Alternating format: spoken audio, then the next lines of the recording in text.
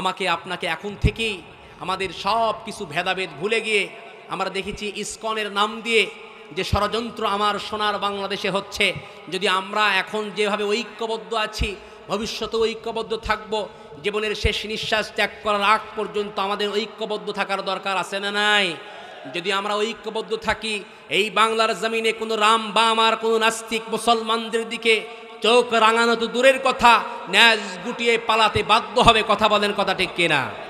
সুতরাং আমরা প্রশাসনকে বলতে চাই, আমাদের চট্টগ্রামের যে হাইকোর্টের মধ্যে আমাদের ভাই সাইফুল ইসলাম, অ্যাডভোকেট সাইফুল ইসলাম ভাইকে যে নির্মমভাবে হত্যা করে জবাই করে তাকে শহীদ করা হয়েছে এবং তাকে যে নির্মমভাবে কষ্ট করে হত্যা করা হয়েছে, যেই সমস্ত উগ্রপন্থীরা, কট্টরপন্থীরা, যেই সমস্ত সন্ত্রাসী হিন্দুরা এবং পতিত স্বৈরাচারের এতিম সন্তানরা, অনতিবিলম্বে তাদেরকে গ্রেফতার করে আইনের আওতায় এনে দৃষ্টান্তমূলক শাস্তির ব্যবস্থা করতে হবে। অন্যথায় পুরা বাংলার জমিনে দাওয়ানের মতো দাউ দাউ করে আগুন জ্বলবে। কথা বলেন, কথা ঠিক কিনা? আর আওয়াজ দিয়ে বলেন ঠিক কিনা? প্রিয় ভাইরা আমার, এই জন্য এখন আমাদেরকে আসতে হবে, আমাদেরকে লাইনে আসতে হবে, আমাদের এক হতে হবে। এক ছাড়া মুসলমানদের বিকল্প কোন রাস্তা? আমরা এক কেন হব? কারণ আমরা মুসলমান। ঠিক কিনা ভাই? আমরা এক কেন হব? আমরা মুসলমান। আমাদের সব কিছু এক। আমাদের সব কিছু কি? বন্ধু তোমার হাত কেটে গেলে ব্যথা হয় কেন বুকে? বন্ধু তোমার পা ভেঙে গেলে জল আসে কেন চোখে? বন্ধু তোমার ভাই মরে গেলে তুমি কাঁদো কোন দুঃখে? বলবে আমায় পাগল তুমি বোঝো না সহজ কথা, বলবে আমায় পাগল তুমি বোঝো না সহজ কথা। যে কোনো অঙ্গে আঘাত পেলে যে সারা দেহ করে ব্যথা। ঠিক কিনা? শিরায় শিরায় রক্তদানায় মিশে যায় যন্ত্রণা, শিরায় শিরায় রক্তদানায় মিশে যায় যন্ত্রণা। প্রকৃতির সেই শাশ্বত বিধান তুমি কেন বুঝলে না? ওগো বন্ধু আমার, ওগো বন্ধু আমার, তাহলে এবার আসল কথাটা শোনো। সারা পৃথিবীর মুসলমানের ভেদাভেদে নাই কোনো। ঠিক কিনা? উত্তর হতে দক্ষিণ মেরু সকলে মুসলমান, সাদা কালো আর ধনী গরিব সবাই এক দেহ এক প্রাণ। মুসলমান মুসলমান, আমি তো মুসলমান, তুমি তো মুসলমান, সবাই তো মুসলমান। ঠিক কিনা?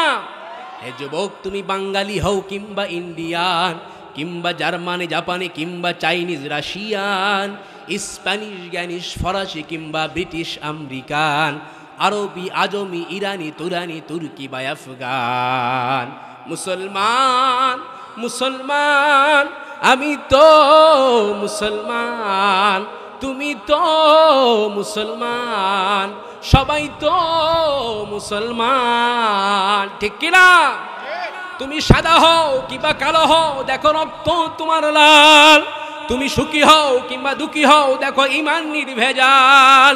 তুমি সাদা হও কিংবা কালো হও, দেখো রক্ত তোমার লাল।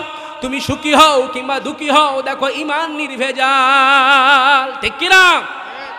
তুমি দূরে রও কিংবা কাছে রও, তবু কাবাই তোমার ঘর।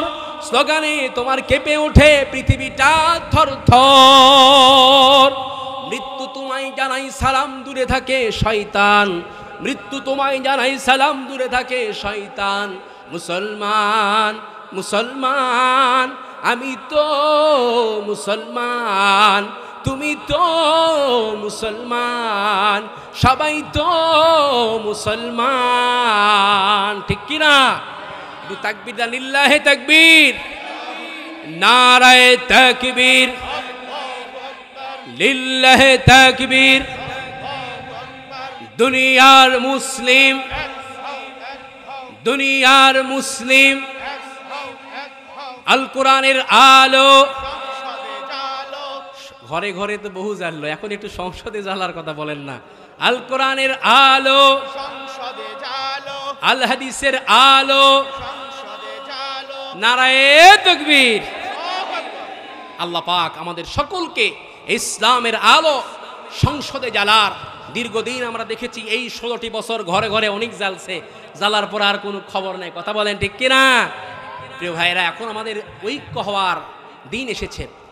আল্লাহ রাব্বুল আলামিন বলেন ওয়া'তাসিমু বিহাবলিল্লাহি জামিআন ওয়া লা তাফাররাকু।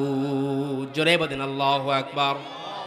আল্লাহ রাব্বুল আলামিন বলে, বান্দা, ছোট ছোট বিষয়ে তোমাদের মধ্যে মতানৈক্য, মতপার্থক্য, মতবিরোধ থাকতেই পারে, কিন্তু সেই মতবিরোধের দিকে না তাকায়া ইসলামকে প্রতিষ্ঠা করার লক্ষ্যে, ইসলামকে দুনিয়ার জীবনে কায়েম করার জন্য, কায়েম করার লক্ষ্যে তোমরা ছোট ছোট বিষয়কে ভুলে গিয়ে তোমরা এক প্ল্যাটফর্মে একতা হয়ে তোমরা ইসলামকে প্রতিষ্ঠার লক্ষ্যে কাজ করো। কন্যা সুবহানাল্লাহ। এই জন্য আমার ভাইয়েরা, আমাদের মধ্যে ছোট ছোট বিষয়ে একতলাফ, মতানৈক্য, মতপার্থক্য থাকতেই পারে, এটা অস্বাভাবিকের কোনো কিছু নয়। কথা বলেন ঠিক কিনা? মাযহাব চতুষ্টয়ের ইমামদের মধ্যেও বিভিন্ন বিষয়ে একতলাফ, মতপার্থক্য, মতানৈক্য আছে, কিন্তু আমাদের মধ্যেও সেগুলো আছে। আমরা সমস্ত ছোট্ট ছোট্ট বিষয়গুলোকে ঝেড়ে ফেলে দিয়ে কোনো বেঈমান, নাস্তিক বেঈমান, কোনো হিন্দুত্ববাদ ইসকনের নাম দিয়ে এই বাংলার জমিনে মুসলমানদের সঙ্গে সাংঘর্ষিক কোনো কাজ কাম করবে, বাংলার মুসলমানরা এক হয়ে সেই সমস্ত ইসকনকে একেবারে লাথি মেরে দিল্লিতে পাঠিয়ে দেব। কথা বলেন, কথা ঠিক কিনা? আল্লাহ রাব্বুল আলামিন বলেন, আফাতুমিনুনা বিবাদিল কিতাবি ওয়া তাকফুরুনা বিবাদ। জোরে বলেন আল্লাহু আকবার। আল্লাহ রাব্বুল আলামিন বলে, বান্দারে, কোরআনের কিছু মানবে আর কিছু করবা অস্বীকার।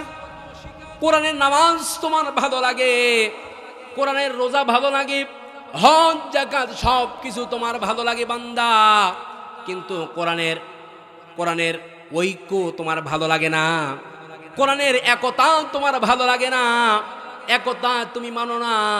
ছোট ছোট বিষয়ে মানুষের মধ্যে তুমি মতপার্থক্য, ইখতিলাফ করো, বিচ্ছেদ ঘটিয়ে দাও। আল্লাহ রাব্বুল আলামিন বলেন, যারা তোমাদের মধ্যে এমন গর্হিত কাজ করবে, আল্লাহ রাব্বুল আলামিন বলেন, আমি দুনিয়াতেই তাদেরকে পুরস্কৃত করব। আমি আল্লাহ রাব্বুল আলামিন দুনিয়াতেই তাদেরকে পুরস্কার দান করব। আমরা যদি বলি, ওগো আল্লাহ, কি পুরস্কার তাদেরকে আপনি দান করবেন? আমার ভাইরা, আল্লাহ রাব্বুল আলামিন সুন্দর করে জানিয়ে দেন, আমি আল্লাহ রাব্বুল আলামিন দুনিয়ার জমিনে তাদেরকে লাঞ্ছনা আর গঞ্জনা আর কিয়ামতের ময়দানে আমি আল্লাহ রাব্বুল আলামিন তাদেরকে ধরে ধরে জাহান্নামের অতল তলদেশে নিক্ষেপ করব। নাউজ বিল্লাহি মিন যালিক। আজ একটুখানি চিন্তা করে দেখেন প্রিয় ভাইরা, মুসলমানদের যে লাঞ্ছনা আর গঞ্জনা, এই 24-এর স্বাধীনতার পরেও মুসলমানদের যে লাঞ্ছনা আর গঞ্জনা, তার একমাত্র কারণ হলো মুসলমান আমরা ঐক্য ভুলে গিয়েছি। ঠিক কিনা? আসতে বলবেন না, ঠিক কিনা? মুসলমানরা করি কি? শুধু ঠেলাঠালি আর কিলাকিলি। মুসলমানদের মধ্যে আছে ঠেলাঠালি আর কিলাকিলি। কোরআনের কিছু মানি আর কিছু মানি না, যার কারণে মুসলমানরা এখনো লাঞ্ছিত, বঞ্চিত, প্রত্যেকটা জায়গায় নিষ্পেষিত হচ্ছে মুসলমান। ঠিক কিনা? এই জন্য আমার ভাইয়েরা, আমি কোনো দলের এজেন্ডা হিসেবে বাস্তবায়ন করার লক্ষ্যে এখানে আসি নাই। আমি হচ্ছি কোরআনে কারীমের সবচাইতে নগণ্য ছোট ছাত্র হিসাবে আমার দায়িত্ব হলো সমস্ত আলেমরা, সমস্ত আলেমদের উপর দায়িত্ব হলো আল্লাহ রাব্বুল আলামিন তার হাবিবে কিবরিয়া বিশ্বনবী মুহাম্মদ আরবি সাল্লাল্লাহু আলাইহি ওয়াসাল্লামের উপরে আয়াতে কারিমা নাজিল করে আল্লাহ তাআলা বলছেন, ইয়া আইয়ুহার রাসূলু বাল্লিগ মা উনজিলা ইলাইকা মির রাব্বিক। জোরে বলেন আল্লাহু আকবার। আমার ভাইরা, আল্লাহ রাব্বুল আলামিন বলেন, নবী আমার, আমি আল্লাহ রাব্বুল আলামিন তোমার উপরে যা ওহী করেছি, তোমার উপরে যা রিভিল করেছি, নাজিল করেছি, নবী আমার, তুমি তা মানুষের দ্বারে দ্বারে পৌঁছে দাও। ওমা আলাইনা ইল্লাল বালাগ। নবীদের সেই দাওয়াত, কোরআনের সেই কাজটা পৌঁছানোটাই হলো আমাদের দায়িত্ব। কারো ভালো লাগলেও ভালো, কারো খারাপ লাগলেও দেখার কোনো টাইম নেই। কথা বলেন ঠিক কিনা?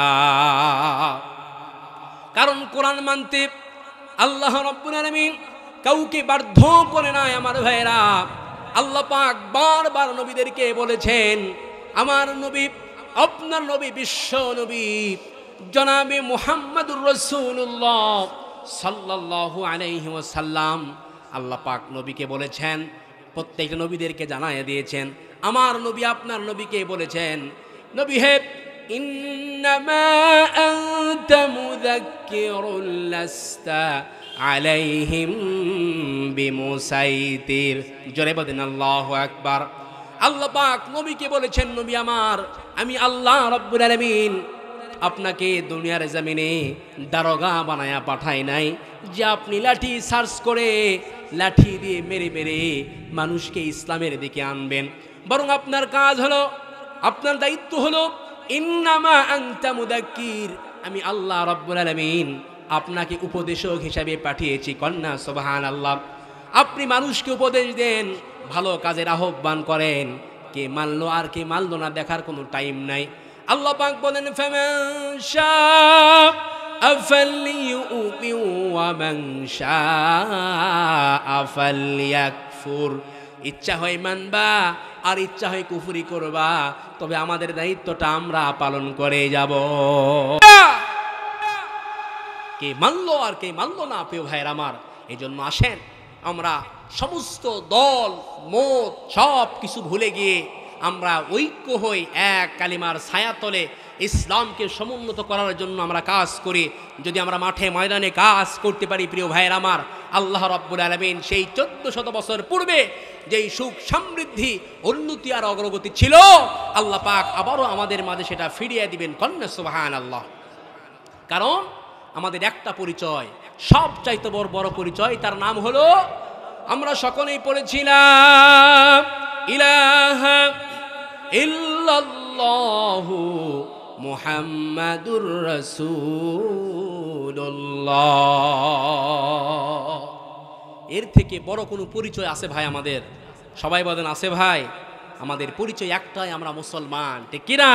এই জন্য শুধু মুসলমানের শুধু ব্যানার দিল হবে না, আমরা মুসলমান। কাজে কর্মে প্রত্যেকটা জায়গাতে নিজেদের মুসলমানিত্বের ভাবটা প্রকাশ করার দরকার আছে না নাই? আসতে বলবেন না, আছে না নাই?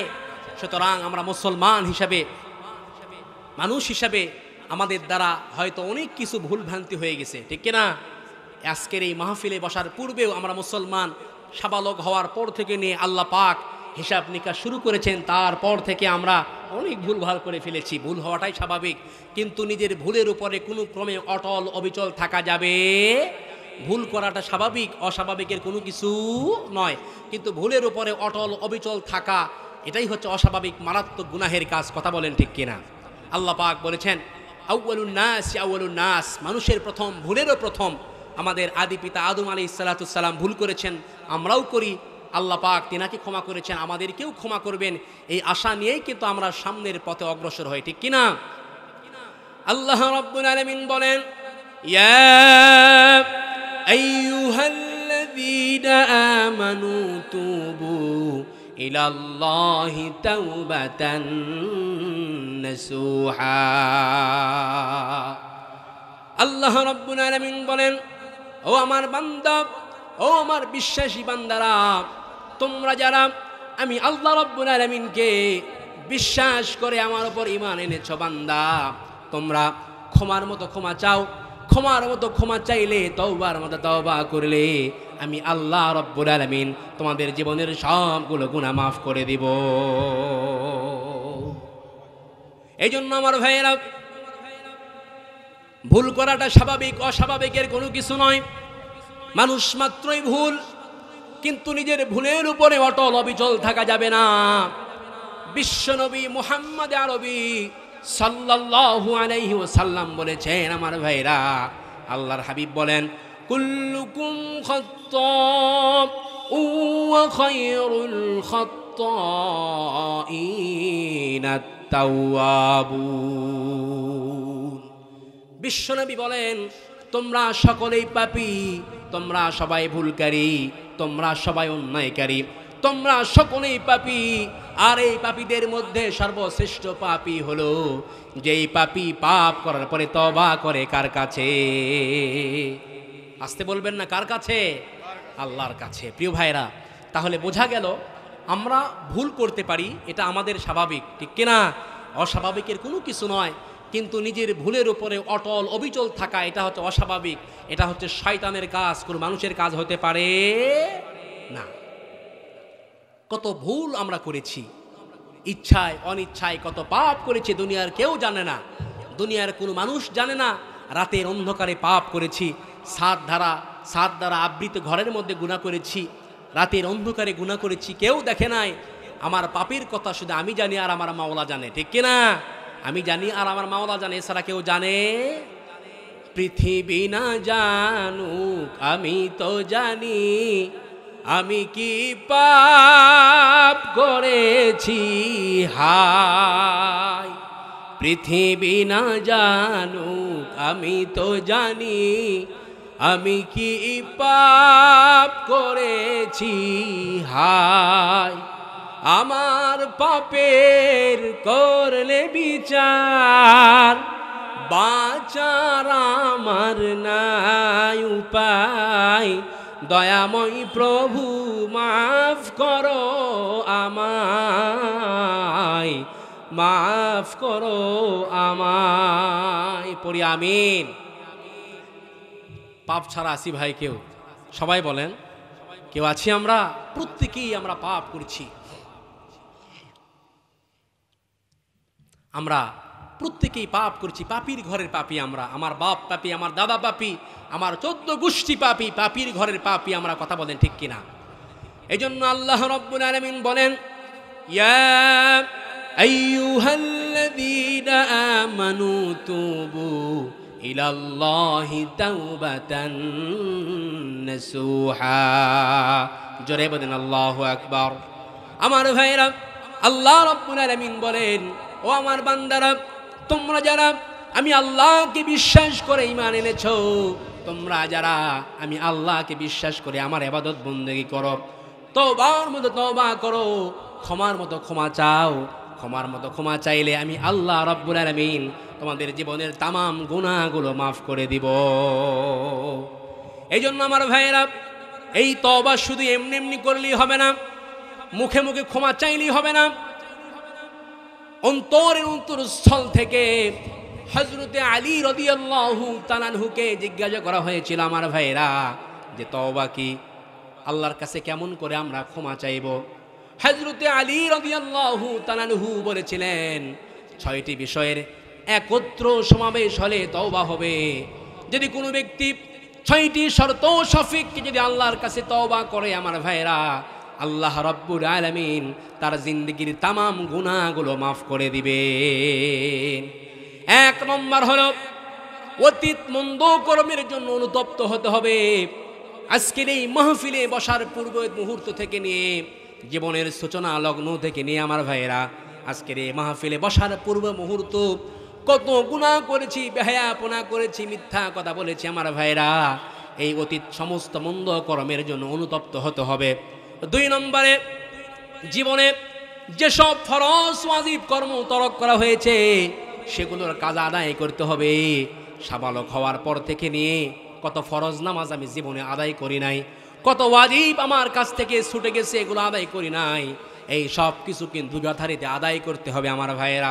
3 নম্বরে, অন্যায়ভাবে কারু ধন সম্পদ আত্মসাৎ করে থাকলে তা প্রত্যাবর্তন করতে হবে।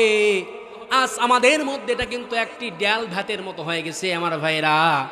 যার জমি দেখবেন একদম রাস্তার কাছে, সে কিন্তু তার জমিটা বড় করার জন্য আইল কাটতে কাটতে একেবারে কিন্তু চিকন করে ফেলেছে। কথা বলেন ঠিক কিনা? আসতে বলবেন না, ঠিক কিনা? এই জন্য 3 নম্বরে, অন্যায়ভাবে কারো ধন সম্পদ আত্মসাৎ করে থাকলে তা প্রত্যাবর্তন করতে হবে, তার কাছে ফিরিয়ে দিতে হবে, আমার ভাইয়েরা। তার কাছে না ফিরানো পর্যন্ত তার তওবা কবুল হবে। তাহলে আমরা নিজেদেরকে একটু প্রশ্ন করি, কত সম্পদ অন্যায়ভাবে আমরা গ্রহণ করেছি, টাকা পয়সা কত রকমভাবে মিথ্যা কথা বলে, দালালি কইরা, মানুষের মাধ্যম দিয়া কত টাকা পয়সা অন্যের হক নষ্ট করেছি। তার কাছে ফিরিয়ে দেওয়ার দরকার আছে না নাই? সবাই বলেন, আছে না নাই? 4 নম্বরে, অন্যায়ভাবে কারো মনে কষ্ট দিয়ে থাকলে তার কাছে ক্ষমা চাইতে হবে আমার ভাইরা। অন্যায়ভাবে কারো মনে যদি কষ্ট দিয়ে থাকি, হাত দ্বারা এবং জবান দ্বারা যদি কাউকে আঘাত দিয়ে থাকি, বিশ্বনবী মুহাম্মদুর রাসূলুল্লাহ সাল্লাল্লাহু আলাইহি ওয়াসাল্লাম বলেছেন, আল মুসলিমু মান সালিমাল মুসলিমুনা মিন লিসানিহি ওয়া ইয়াদিহি। আল্লাহর হাবিব বলেছেন, খাঁটি মুসলমান হলো তারা যাদের হাত এবং জবান দ্বারা কষ্ট পায় না যারা। তাহলে নিজেদেরকে একটু প্রশ্ন করি, নিজের সম্পদ একটু বেশি থাকার কারণে প্রতিবেশীকে কষ্ট দেই, বারংবার মুখ চলার আগেই হাত চলে, আছে না নাই? কথা বলেন ভাই, আছে না নাই? আমার কথা কি বুঝতে পারতেছেন? আপনাদের কষ্ট হচ্ছে ভাই? তাহলে মুখ চলার পূর্বেই হাত দ্বারা থাপ্পড় বাজার ঘাটে, আছে না নাই? অনেক মানুষকে আমরা শক্তি দেখায় হাতের মাধ্যমে, কলমের সিগনেচার, কলমের খোসা দিয়ে একজনের হক আমরা নষ্ট করে ফেলি, ঠিক কিনা বলেন? প্রিয় ভাইয়ের আমার, এই যারা অন্যায়ভাবে মানুষকে কষ্ট দিয়েছি, থাপ্পড় দিয়েছি, জবান দ্বারা গালিগালাজ করেছি, তার কাছে যদি ক্ষমা না চাওয়া যায়, আর সে যদি আমাকে আপনাকে ক্ষমা না করে দেয়, আসমানের মালিক আল্লাহ তাআলাও আমাকে আপনাকে ক্ষমা করবে। কারণ এটা হচ্ছে হক, এটা হচ্ছে একটা হক। হক হচ্ছে দুই প্রকার, একটা হচ্ছে হকুল্লাহ আর একটা হচ্ছে হকুল ইবাদ। বান্দার হক তার সঙ্গে সুন্দর আচরণ করা, সৎ ব্যবহার করা, ভালো আচরণ করা। আল্লাহর হক যেমন নামাজ, কালাম, রোজা, এগুলো হক। এই হকের মধ্যে যদি আমাদের ত্রুটি বিচ্যুতি হয়ে যায়, ভুলভ্রান্তি যদি করে ফেলি, প্রিয় ভাইরা, আল্লাহ পাক আমাদেরকে ক্ষমা করবেন এই আশা নিয়ে আমরা সামনের পথ এগোই, কথা বলেন ঠিক কিনা? কিন্তু বান্দার হক, অন্যায়ভাবে একজনকে থাপ্পড় দিয়েছেন, গালিগালাজ করেছেন, তা সেই ব্যক্তি যদি আপনাকে ক্ষমা না করে, আপনাকে মাফ না করে, আসমানের মালিক আল্লাহ তাআলাও আপনাকে ক্ষমা করবে। সুতরাং আমরা বলতে চাই, দীর্ঘ 16টি বছর এই স্বৈরাচারী জালেম সরকার মুসলমানদের মাইক কেড়ে নিয়েছে, মুসলমানদের তাফসীর মাহফিলে 134 জারি করে তাফসীর মাহফিল বন্ধ করেছে। সুতরাং সেই জালেম স্বৈরাচারীকে বলতে চাই, দেখো, তোমরা আল্লাহর জমিনে কোরআনের বিধান প্রতিষ্ঠার সংগ্রামে বাধা দিয়েছো, আজও বাংলার জমিনে ইসলাম আছে, ইসলাম থাকবে। আজ বাংলার আকাশ সাক্ষী, বাতাস সাক্ষী, যারা স্বৈরাচারী আর জালেম হয় বাংলার জমিনে তাদের কোনো স্থান নাই, কথা বলেন, কথা ঠিক কিনা? সুতরাং আল্লাহু আকবার, আল্লাহু আকবার। সুতরাং আমরা বলতে চাই, এই হাত দ্বারা আমরা, আমাদের বাক স্বাধীনতা ছিল না। প্রিয় ভাইরা, মাইক সামনে থেকে কেড়ে নেওয়া হয়েছে। আমাদের ডানে পুলিশ, বামে পুলিশকে বৈশা আমরা আলোচনা করেছি, অনেককে আমরা দেখেছি, প্রশাসনের লোক, আমাদের শিশু বক্তা নামের পরিচিত রফিকুল ইসলাম মাদানী ভাই সহ অনেকের মাহফিলের মাইক সামনে থেকে টেনে নেওয়া হয়েছে, ঠিক কিনা বলেন? সুতরাং আজ শুধু এখান থেকে এই 16টি বছর স্বৈরাচারী কায়দায় প্রত্যেকটা মানুষকে নির্যাতন করেছে, নিপীড়ন করেছে, নিষ্পেষিত করেছে। এই বাংলার মুসলমানের কাছে ক্ষমা চাওয়া না পর্যন্ত, সে যতই দিল্লিতে গিয়ে পলায়ন করে থাকুক না কেন, আমাদের কাছে ক্ষমা না চাওয়া পর্যন্ত আসমানের মালিক আল্লাহ তাআলাও ক্ষমা করবে। আল্লাহর হাবিব বলেছেন, আল মুসলিমু মান সালিমাল মুসলিমুনা মিন লিসানিহি ওয়া ইয়াদিহি।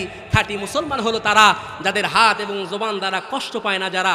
সুতরাং এই দীর্ঘ 16টি বছর ধরে আমাদেরকে কষ্ট দিয়েছে কি দেয় নাই ভাই? আসতে বলবেন না, দিয়েছে কি দেয় নাই?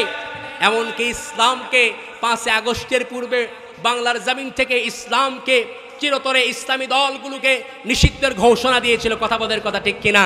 বাংলাদেশ খেলাফত মজলিস, হেফাজতে ইসলাম এবং বাংলাদেশের অন্যতম একটি সংগঠন বাংলাদেশ জামাত ইসলামকে সহ অনেক ইসলামী দলগুলোকে এই বাংলার জমিন থেকে নিষিদ্ধের ঘোষণা দিয়েছিল। সুতরাং আমরা বলতে চাই, এটা আজকের কোনো সুন্নত নয়। আজ থেকে 1400 বছর পূর্বে আবু জাহেলের কর্মসূচি ছিল এটা, যেখানে কোরআনের মাহফিল হবে, যেখানে দিন নিয়ে আলোচনা হবে, কোরআন নিয়ে আলোচনা হবে, সেখানে একেবারে 144 জারি করে আবু জাহেল এই কথা জারি করেছিল, সঙ্গে সঙ্গে তোমরা বাধা দাও। আমরা দেখেছি এই দীর্ঘ 16টি বছর ধরে এই কোরআনের মাহফিলের জন্য প্রশাসনের কাছে গিয়ে আমাদেরকে অনুমতি নিতে হয়েছে, তারপরেও অনুমতি দেয় নাই, কথা বলেন, কথা ঠিক কিনা? এটা কিন্তু আমাদের হাসিনার সুন্নত নয় প্রিয় ভাইরা। আজ থেকে 1400 বছর পূর্বে আবু জাহেলের সুন্নত ছিল এটা। কারণ বাংলার জমিনে আজ চোর, বাটপার, গুন্ডা, লুচ্চা তাদের কোনো লিস্ট হয় না, লিস্ট হয় আলেম ওলামাদের, ঠিক কিনা? আলেম ওলামাদের হুজুরদের লিস্ট হয়, মসজিদের ইমাম সাহেবের লিস্ট হয়, কিন্তু বাংলার জমিনে কোনো চোর বাটপার, কোনো ধর্ষকের, কোনো বেহায়াপনা যারা করে, অশ্লীলতা ছড়ায়, এদের কোনো লিস্ট বাংলার জমিনে হয়? সুতরাং আমি আপনাদেরকে বালিয়াডাঙ্গি গাবতলীর মুসলমানদেরকে বলতে চাই, আপনারা কি চান আল্লাহর জমিনে কোরআনের বিধান প্রতিষ্ঠা হোক? সবাই বলেন, আপনারা কি চান আল্লাহর জমিনে কোরআনের বিধান প্রতিষ্ঠা হোক? যদি কোরআনের বিধান প্রতিষ্ঠিত করতে গিয়ে আমির হামজার মতো শহীদ হতে হয়, যদি কোরআনের বিধান প্রতিষ্ঠিত করতে গিয়ে ইমাম হুসাইনের মতো শহীদ হতে হয়, যদি কোরআনের বিধান প্রতিষ্ঠিত করতে গিয়ে বিশ্ববরেণ্য মুফাসসিরে কোরআন আল্লামা দেলাওয়ার হোসাইন সাঈদী রাহিমাহুল্লাহ, যিনি দীর্ঘ 13টি বছর জালিমের জিন্দানখানায় কারারুদ্ধ থাকার পরে শাহাদত বরণ করেছেন আমার ভাইরা, তারপরও যদি কালিমার ঝান্ডাকে উত্তোলন করার জন্য, আল্লাহর জমিন আল্লাহর দ্বীনকে পুনরুদ্ধার করার জন্য যদি ডাক আসে, টেকনাফ থেকে তেতুলিয়া, রূপসা থেকে পাটুরিয়া পর্যন্ত, আর সেই ডাকে যদি ইসলাম নামের বৃক্ষের গোড়ায় রক্ত নামের পানি ঢালার প্রয়োজন পড়ে, মুসলমান কারা কারা দিতে রাজি আছি? দু হাত তুলে আল্লাহরে দেখাইয়া দেন। নারায়ে তাকবীর। আল কোরআনের আলো, আল হাদিসের আলো, নারায়ে তাকবীর। আমার ভাইরা, আল্লাহ রাব্বুল আলামিন আমাদের সকলকে কবুল ও মঞ্জুর করেন। জোর আওয়াজ দিয়ে বলেন আমিন। আপনাদের কষ্ট হচ্ছে ভাই? আপনাদের কষ্ট হচ্ছে? তো 4 নম্বর শর্ত হচ্ছে আল্লাহর হাবিব সাল্লাল্লাহু আলাইহি ওয়াসাল্লামের ভাষ্য অনুযায়ী, আল মুসলিমু মান সালিমাল মুসলিমুনা মিন লিসানিহি ওয়া ইয়াদিহি, খাঁটি মুসলমান হলো তারা যাদের হাত এবং জবান দ্বারা কষ্ট পায় না যারা। কন্যা সুবহানাল্লাহ। 5 নম্বর শর্ত হলো, যে গুনাহের জন্য অনুতপ্ত হয়ে ব্যথিত অন্তর নিয়ে আল্লাহর কাছে তওবা করছি, ভবিষ্যতে সেই গুনাহের ধারের কাছেও না যাওয়া। কন্যা সুবহানাল্লাহ। আর 6 নম্বর শর্ত হলো আমার ভাইরা, নিজেকে যেমন আল্লাহ রাব্বুল আলামিনের নাফরমানি করতে দেখেছিলে আমার ভাইরা, ঠিক তেমনি ভাবে এখন আল্লাহ পাকের আনুগত্য করতে দেখা। কন্যা সুবহানাল্লাহ। হযরত আলী রাদিয়াল্লাহু তাআলা আনহু বলেছেন, এই 6টি শর্ত সাপেক্ষে যদি কোনো মানুষ, যদি কোনো বান্দা আল্লাহ রাব্বুল আলামিনের কাছে তওবা করে আমার ভাইরা, আল্লাহ রাব্বুল আলামিন তার জীবনের তামাম গুনাহগুলো মাফ করে দিবেন। এই জন্য আল্লাহ রাব্বুল আলামিন বলেন, ইয়া আইয়ুহাল্লাযীনা আমানু তুবু ইলাল্লাহি তাওবাতান নাসুহা। আল্লাহ রাব্বুল আলামিন বলেন, গোলাম, গুনাহ করেছো, ভুল করেছো, অন্যায় করেছো, গুনাহ করতে করতে সুন্দর জীবনটাকে নষ্ট করে ফেলেছো বান্দা, তুমি ক্ষমার মতো ক্ষমা চাও, নিরাশ হয়ো না। ক্ষমার মতো ক্ষমা চাইলে আমি আল্লাহ রাব্বুল আলামিন জিন্দেগির তামাম গুনাহগুলো মাফ করে দিব। আল্লাহ রাব্বুল আলামিন অন্যত্রে বলেন, কুল ইয়া ইবাদিয়াল্লাযীনা আসরাফু আলা আনফুসিহিম লা তাকনাতু মির রাহমাতিল্লাহ ইন্নাল্লাহা ইয়াগফিরুয যুনুবা জামিআ ইন্নাহু হুয়াল গফুরুর রহিম। আল্লাহ রাব্বুল আলামিন বলে, বান্দা, আমি আল্লাহর রহমত থেকে নিরাশ হইও না, আমি আল্লাহর রহমত থেকে তোমরা নিরাশ হইও না। ক্ষমার মতো ক্ষমা চাও। বেহাদ জুলুম করেছো, জুলুম করতে করতে সীমা লঙ্ঘন করে ফেলেছো বান্দা, সীমা লঙ্ঘন করে ফেলেছো, তারপরেও আমি আল্লাহ রাব্বুল আলামিনের রহমত থেকে তোমরা কখনো নিরাশ হইও না। এই শীতকালীন সময় আমার ভাইয়েরা, ঠান্ডা পানি দিয়ে ওযু বানায়া গভীর রাত্রিতে তাহাজ্জুদের 2 রাকাত নামাজ আদায় করে চোখের পানি ছেড়ে দিয়ে ঘরের কর্নারে হোক বা মসজিদের কর্নারে হোক যদি বসে চোখের পানি ছেড়ে দিয়ে আমার ভাইরা যদি মধুর সুরে ডাকতে থাকেন, ইয়া আল্লাহ, ইয়া রহমান, ইয়া রহিম, ইয়া হাইয়ু ইয়া কাইয়ুম। বিশ্বকবি, কবি সম্রাট আল্লামা ইকবাল বলেছেন, दिल से जो बातें निकलती है, दिल से जो बातें निकलती है, असर रखती है पर नहीं मगर तौकते परवाज रखती है। কবি বলেন দিল থেকে যে কথা উচ্চারিত হয়, মুখের কথা আর মনের কথা ভিন্ন রকম। মন থেকে যে কথা জিহ্বা দিয়ে উচ্চারিত হয়, এ কথার প্রভাব বিস্তার করে, ডানা না থাকলে উড়তে সক্ষম হয়। কন্যা সুবহানাল্লাহ। আমার ভাইয়েরা, তার মানে হলো বান্দা যখন অন্তরের অন্তঃস্থল থেকে, মনের গহীন কন্দর থেকে অশ্রু সিক্ত নয়নে একটা বার যদি মধুর সুরে ডাক দিয়ে বলে আল্লাহ, আল্লাহ রাব্বুল আলামিন সঙ্গে সঙ্গে ৭০ বার সাড়া দিয়ে জিজ্ঞাসা করে বলে বান্দা কি চাও? বান্দা আমি হাজির। বান্দা যখন ডাকে আল্লাহ রাব্বুল আলামিন বলেন ওয়া নাহনু আকরাবু ইলাইহি মিন হাবলিল ওয়ারিদ। জোরে বলেন আল্লাহু আকবার। আমার ভাইয়েরা, বান্দা যখন আল্লাহকে ডাকে আল্লাহ রাব্বুল আলামিন সঙ্গে সঙ্গে উত্তর দেয়। আর বান্দাকে বলে বান্দা তোমার যে সাহারা রগ আছে, তোমার সাহারা রগের উপরে যে তোমার মাথাটা বসানো আছে, আমি আল্লাহ রাব্বুল আলামিন তোমার সেই সাহারা রগের থেকেও বেশি নিকটে। তাহলে প্রিয় ভাইয়ের আমার, আল্লাহর রহমত থেকে নিরাশ হওয়া যাবে? পাহাড় সমপরিমাণ গুনাহ হয়েছে, গুনাহ হবে, এটা আমাদের স্বাভাবিক, কিন্তু কোনো ক্রমেই নিজের গুনাহের উপরে অটল অবিচল থাকা যাবে না, আর কখনোই নিরাশ হওয়া যাবে না। দুনিয়ার সমস্ত দরওয়াজা আমার আপনার জন্য বন্ধ হয়ে যাইতে পারে, কিন্তু আল্লাহ রাব্বুল আলামিনের দরজা আমার আপনার জন্য কখনো বন্ধ হবে? তাহলে আল্লাহ রাব্বুল আলামিনের কাছে ক্ষমার মতো ক্ষমা চাইতে হবে। আল্লাহ পাক বলেন লা তাইআসু মির রাউহিল্লাহ, আমার রহমত, আমার দয়া, আমার ভালোবাসা থেকে কখনো তোমরা নিরাশ হইও। অন্যত্র আল্লাহ পাক বলেন ইন্নাহু লা ইয়াইআসু মির রাউহিল্লাহি ইল্লাল কওমুল কাফিরুন। আল্লাহ পাক বলেন কাফের ছাড়া, মুনাফিক ছাড়া, গাদ্দার ছাড়া কখনো কোনো মুমিন আমার রহমত, আমার দয়া, আমার ভালোবাসা থেকে নিরাশ হতে পারে না। কন্যা সুবহানাল্লাহ। আমার ভাইয়েরা, এই জন্য মুমিন কখনো আশা ছাড়তে পারে না, মুমিন কখনো নিরাশ হতে পারে না। আপনার পাপ কত গুনাহ করেছেন আপনি, কত গুনাহ করেছি আমি। আমার আপনার পাপ আর গুনাহগুলো যদি হয় খালের বিলের পানির সমান আমার ভাইরা, তাহলে জেনে রাখবেন আল্লাহ রাব্বুল আলামিনের দয়া হলো সাগরের পানির সমান। আমাদের পাপ আর গুনাহগুলো যদি হয় সাগরের পানির সমান, তাহলে তার দয়া হলো পাহাড়ের সমান। কন্যা সুবহানাল্লাহ। আমাদের পাপ আর গুনাহগুলি যদি হয় পাহাড়ের সমান, তাহলে তারা দয়া হলো আকাশের সমান। কত দয়া আল্লাহর, কত ভালোবাসা আল্লাহর। প্রিয় ভাইয়ের আমার, আমাদের পাপ আর গুনাহগুলো যদি হয় আকাশের সমান, তাহলে আল্লাহ রাব্বুল ইজ্জাত ওয়াল জালালের দয়া হলো তার আরশের সমান। কন্যা সুবহানাল্লাহ।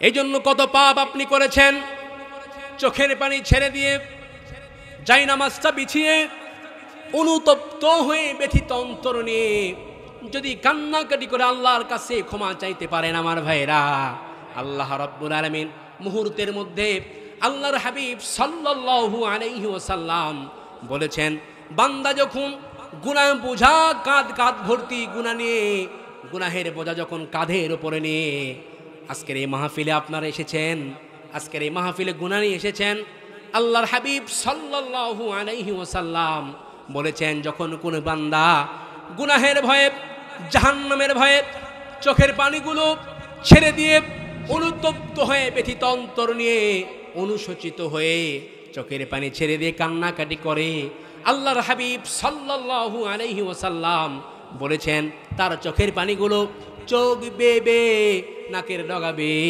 জমিনে পড়ার পূর্বেই আসমানের মালিক আল্লাহ রাব্বুল আলামিন তার জীবনের সবগুলো গুনাহ মাফ করে দিবেন।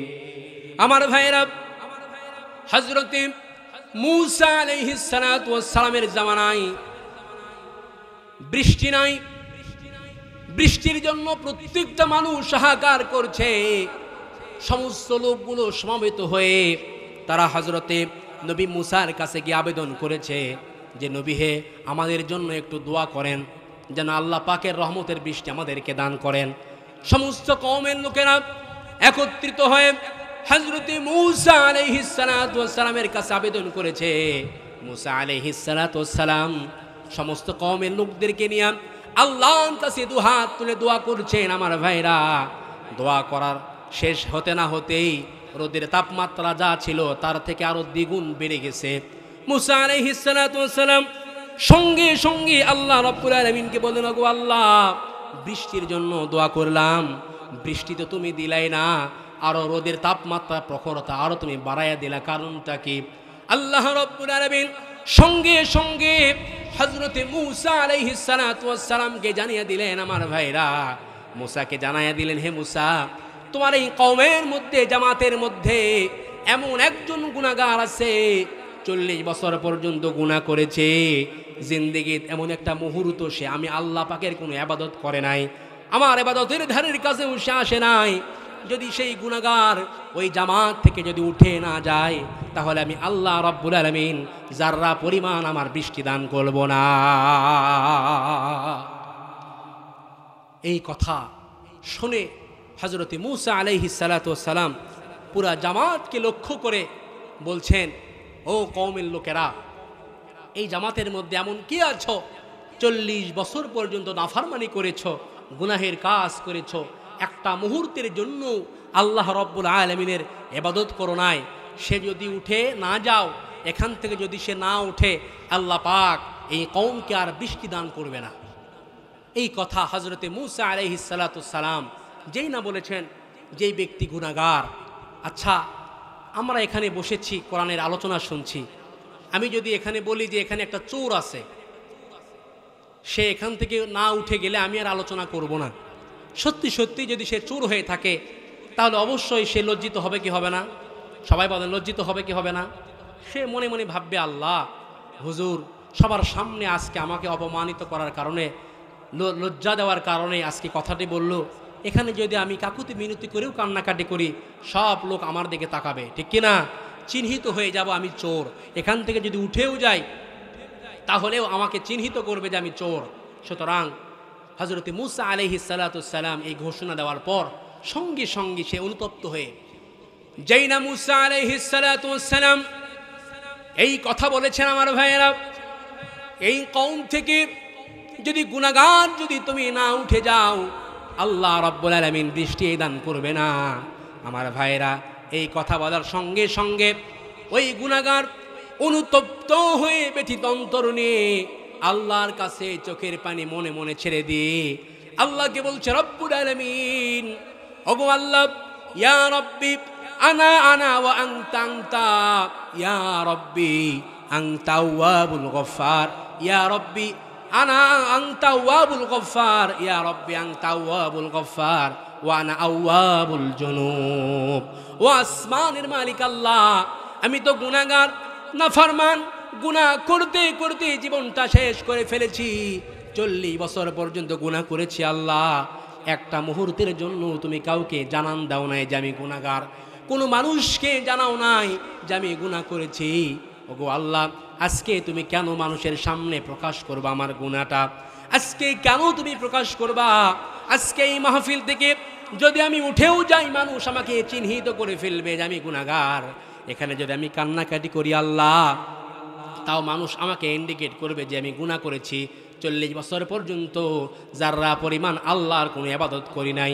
ওগো আল্লাহ, 40 বছর গুনাহ করেছি, কোনোদিন তুমি কোনো মানুষকে জানান দাও নাই, আজকে কেন তুমি জানান দিবা?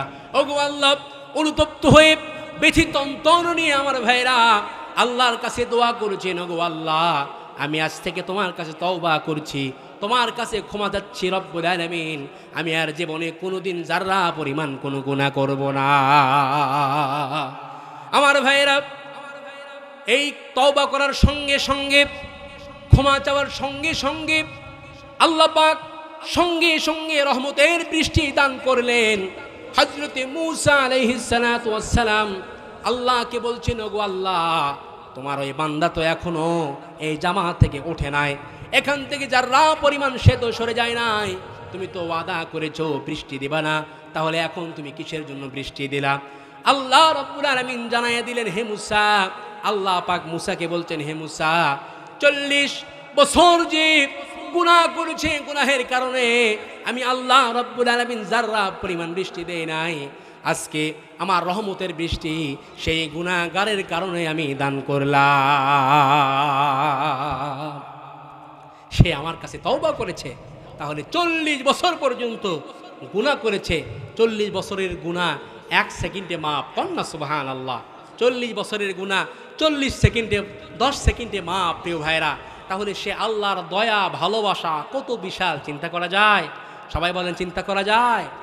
এই জন্য আমার ভাইয়েরা, আল্লাহ রাব্বুল আলামিন বলেন, কুল ইয়া ইবাদিয়াল্লাযীনা আসরাফু আলা আনফুসিহিম লা তাকনাতু মির রাহমাতিল্লাহি ইন্নাল্লাহা ইয়াগফিরুদ যুনুবা জামিআ ইন্নাহু হুয়াল গফুরুর রহিম। করেছো, ভুল করেছো, অন্যায় করেছো, বেহাত পাপ করেছো, জুলুমের সীমা তুমি লঙ্ঘন করে ফেলেছো বান্দা, কখনোই আমি আল্লাহর রহমত থেকে নিরাশ হয় না, কন্যা সুবহানাল্লাহ। এই জন্য আমার ভাইয়েরা, মুমিনরা কখনো নিরাশ হয় না, মুমিনরা কখনো আল্লাহর রহমতের আশাও ছাড়তে পারে না। কথা বলেন ঠিক কিনা? গুনাহ করেছি আমরা, এই জন্য বিশ্বনবী মুহাম্মদুর রাসূলুল্লাহ সাল্লাল্লাহু আলাইহি ওয়াসাল্লাম বলেছেন, আমার ভাইয়েরা, গুনাহ করাটা স্বাভাবিক, অস্বাভাবিকের কোনো কিছু নয়, কিন্তু গুনাহ করব, গুনাহ হয়ে গিয়েছে, নিজের গুনাহের উপরে অটল অবিচল না থেকে মুহূর্তের মধ্যে তওবা করব কার কাছে? বিশ্বনবীর আগের গুনাহ মাপ, পরের গুনাহ মাপ। মাসুম নবী, জীবনে কোনো গুনাহ নাই, তারপরও তিনি বলেন, ওয়াল্লাহি লা আস্তাগফিরুল্লাহ ওয়া আতুবু ইলাইহি ফিল ইয়াউমিল আকতার মিন 70 মাররা। জোরে বলেন আল্লাহু আকবার। নবীজির আগের গুনাহ মাপ, পরের গুনাহ মাপ। মাসুম নবী আমার ভাইরা, তারপরও তিনি প্রত্যেকটা দিন, প্রতিদিন তিনি 70 বারের বেশি ইস্তেগফার পড়তেন, কন্যা সুবহানাল্লাহ।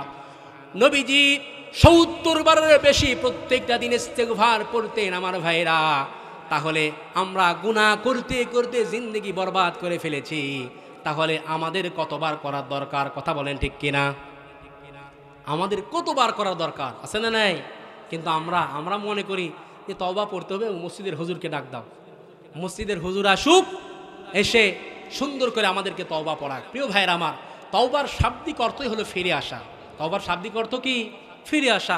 উদ্দেশ্য হলো পাপ থেকে ফিরে আসা, গুনাহ থেকে ফিরে আসা।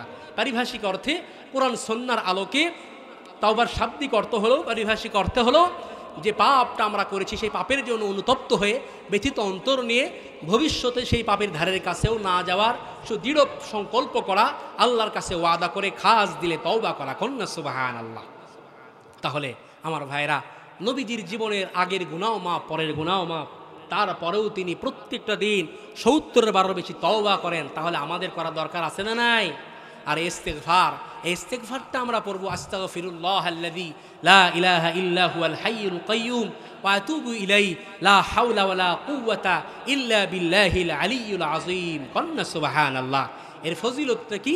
অসংখ্য ফজিলত। প্রত্যেকটা মুহূর্তে মুহূর্তে যে ব্যক্তি ইস্তেগফার পড়বে, যে ব্যক্তি ইস্তেগফার পড়বে, সে হবে মুস্তাজাবুদ দাওয়া। সে যদি কসম করেও আল্লাহর কাছে, লাউ আকসামা আলাল্লাহি লাবাররাহু, সে যদি কসম করেও আল্লাহর কাছে কোনো কিছুর জন্য দোয়া চায়, আল্লাহ রাব্বুল আলামিন মুহূর্তের মধ্যে তার দোয়া কবুল করবেন, কন্যা সুবহানাল্লাহ। ইমাম আহমদ ইবনে হাম্বল রাহমাতুল্লাহি আলাইহি তৎকালীন যুগের একজন ফকিহ ছিলেন, ফিকহ শাস্ত্রবিদ ছিলেন আমার ভাইরা। শীতকালীন সময়ে রাস্তার পাশে যেমন ল্যাম্পপোস্ট দাঁড়িয়ে আছে, আলো জ্বলছে, দিক দিক করে আলো জ্বলছে। ইমাম আহমদ ইবনে হাম্বল রহমতুল্লাহ আলাইহি গভীর রজনীতে শীতকালীন সময়ে কিতাব ল্যাম্পপোস্টের নিচে সরকারি আলোতে তিনি মোতালা করছেন, পড়াশোনা করছেন। যখন শীতটা একটু বেড়ে গেল, ঠান্ডা লাগছে, ইমাম আহমদ ইবনে হাম্বল রহমতুল্লাহ আলাইহি সেখান থেকে স্থান প্রত্যাবর্তন করলেন। রাস্তা দিয়ে হেঁটে হেঁটে সামনে তিনি চলে যাচ্ছেন। এমন সময় দেখেন রাস্তার পাশে একজন যুবক একটা উনুন জ্বালিয়ে তার উপর একটা তা দিয়ে রুটি ভাজতেছে। আমার ভাইরা, ইমাম আহমদ ইবনে হাম্বল রহমতুল্লাহ আলাই সঙ্গে সঙ্গে সেই যুবককে বললেন, যুবক তুমি যেহেতু আগুন জ্বালিয়েছ, উনুন জ্বালিয়েছ, তুমি চুলা জ্বালিয়েছ, তোমার চুলার পাশে আমি কি একটু তাপ নিতে পারি নাকি? আমি একটু তাপ নিব আর আমি একটু হাদিস নিয়ে মোতালা করব, গবেষণা করব। যুবক বললেন, কোনো অসুবিধা নাই, কোনো অসুবিধা নাই, আপনি মোতালা করেন।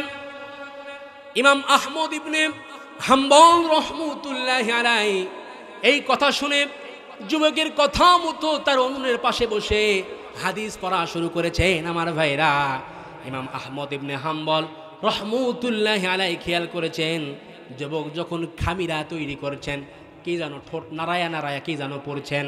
আবার যখন গোল্লা বানাইতেছে গোল্লা, তখনও কি যেন ঠোঁট নাড়ায়া নাড়ায়া পড়ছে। আবার যখন গোল্লা যখন বেলুন দিয়ে বলছে রুটি তৈরি করছে, তখনও কি যেন যুবক ঠোঁট নাড়ায়া নাড়ায়া পড়ছে। আমার ভাইয়েরা, রুটি যখন হওয়ার পরে তার উপরে যখন রুটিগুলো দিবে ভাজার জন্য, তখনও যুবক ঠোঁট নাড়ায়া নাড়ায়া কি যেন পড়ছে। এক পর্যায়ে ইমাম আহমদ ইবনে হাম্বল রহমতুল্লাহ আলাই আমার ভাইরা ওই যুবককে সত্যি সত্যি প্রশ্ন করে বসলেন, যুবক অনেকক্ষণ ধরে আমি লক্ষ্য করছি তুমি যেন ঠোঁট নাড়ায়া নাড়ায়া কি যেন পড়ছো, কি পড়ছো একটু বলো। যুবক কয়, মুহতারাম, আমি প্রত্যেকটা মুহূর্তে ইস্তেগফার পড়ি, প্রত্যেকটা মুহূর্তে আমি ইস্তেগফারের আমল করি, যার কারণে আমি হলাম মুস্তাজাবুদ দাওয়া। কন্যা সুবহানাল্লাহ। আমি যেই দোয়া করি, লাউ আকসামা আলাল্লাহি লাবাররাহু, আমি যদি কসম করেও আল্লাহ রাব্বুল আলামিনের কাছে কোনো দোয়া করি, মুহূর্তের মধ্যে আল্লাহ রাব্বুল আলামিন আমার দোয়া সঙ্গে সঙ্গে কবুল করে। আমি ইস্তেগফার পড়ছি, আল্লাহ পাক আমার সবগুলো দোয়া কবুল করে নিয়েছেন। একটি মাত্র দোয়া আছে, সে দোয়া ছাড়া আল্লাহ পাক আমার সব দোয়া কবুল করেছেন। ইমাম আহমদ ইবনে হাম্বল রহমতুল্লাহ আলাই সঙ্গে সঙ্গে বললেন, যুবক সে একটি দোয়া তোমার কি একটু বলো, শুনতে চাই। যুবক সঙ্গে সঙ্গে বললেন, আমি শুনেছি এই জামানার মধ্যে সর্বশ্রেষ্ঠ একজন ফকি হবেন, সর্বশ্রেষ্ঠ একজন মুহাদ্দিস, তার নাম হবে ইমাম আহমদ ইবনে হাম্বল রহমতুল্লাহ আলাই। শুধু তার সঙ্গে সাক্ষাৎ করা বাকি, তাকে আমি দেখি নাই, তার সঙ্গে আমার সাক্ষাৎ হয় নাই। ইমাম আহমদ ইবনে হাম্বল রহমতুল্লাহ আলাই আমার ভাইরা যুবকের এই কথা শুনে সঙ্গে সঙ্গে যুবককে চেপে ধরে তার কপালে চুম্বন এঁকে দিলেন এবং সঙ্গে সঙ্গে যুবককে বলছেন, যুবক আল্লাহ রাব্বুল আলামিন তোমার সেই এই দোয়াটুকু কবুল করেছে। কন্যা সুবহানাল্লাহ। তাহলে ইস্তিগফার কত দাম, ইস্তিগফার প্রত্যেকটা মুহূর্তে পড়ার দরকার আছে না নাই? আসতে বলবেন না, আছে না নাই? কত ফজিলত প্রিয় ভাইরা আমার, কত ফজিলত। নবীজির আগের গুনাহ মাফ, পরের গুনাহ মাফ, তারপরে প্রত্যেকটা দিন ইস্তিগফার করতেন। কন্যা সুবহানাল্লাহ। এই জন্য আমার ভাইয়েরা, সাইয়েদনা আদম আলাইহিস সালাতু ওয়াস সালাম ভুল করেছেন, আমরাও ভুল করি। আল্লাহ পাক আদম আলাইহিস সালাতু ওয়াস সালামকে ক্ষমা করেছেন, আমাদেরকেও ক্ষমা করবেন, এই আশা নিয়ে আমরা সামনের পথ চলাচল করি। কন্যা সুবহানাল্লাহ। তাহলে আল্লাহ পাকের দয়া ভালোবাসা কত বিশাল, একটু চিন্তা করে দেখেন, ঠিক কিনা? কত দয়া। আল্লাহ তুমি দয়ার সাগর, রহমানুর রহিম, তোমার দয়াই পূর্ণ আমার সারা নিশিদিন। আল্লাহ তুমি দয়ার সাগর, রহমানুর রহিম, তোমার দয়াই পূর্ণ আমার সারা নিশিদিন। পরিণামিন, ঠিক কিনা ভাই? আল্লাহর দয়া ছাড়া কোনো কিছু আছে?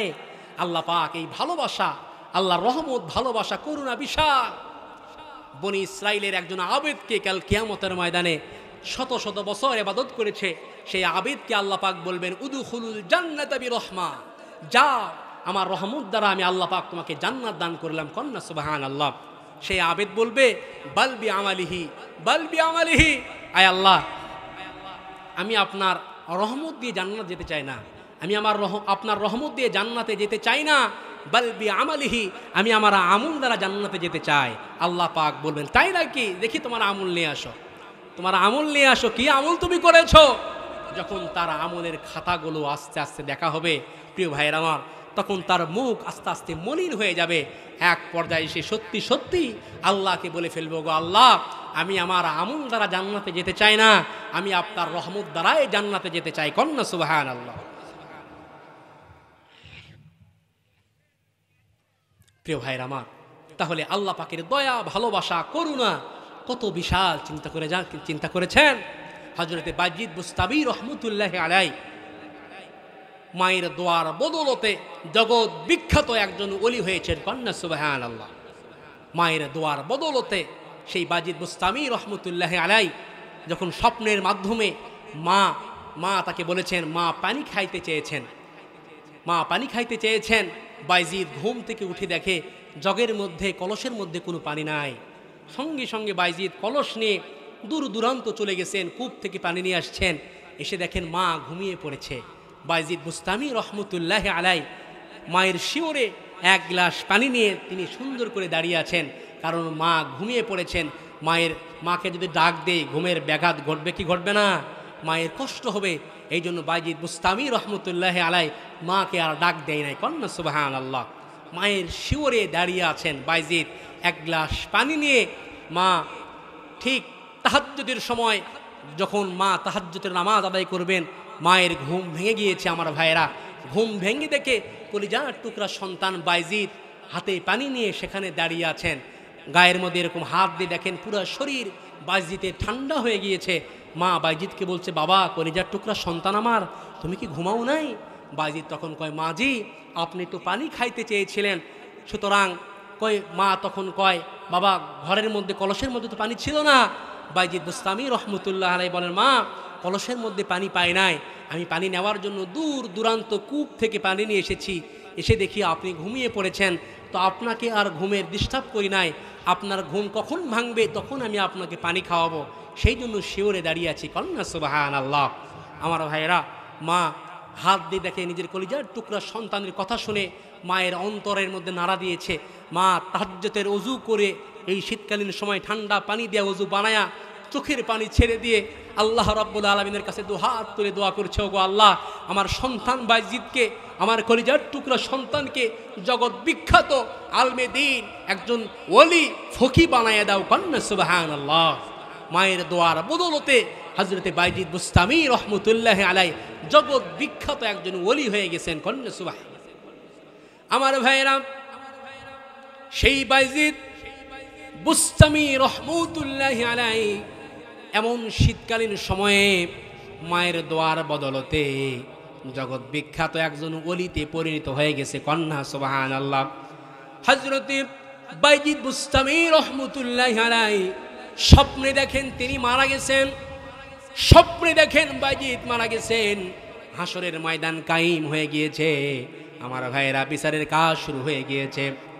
এক এক করে ডাকা হচ্ছে। আল্লাহ পাক বিচারের কাঠ গড়ায়, প্রত্যেকের আমলনামা আল্লাহ পাক দেখা শুরু করেছেন। আমার ভাইয়েরা, ডাকতে ডাকতে হঠাৎ করে বায়জিদের সিরিয়াল পড়ে গেছে।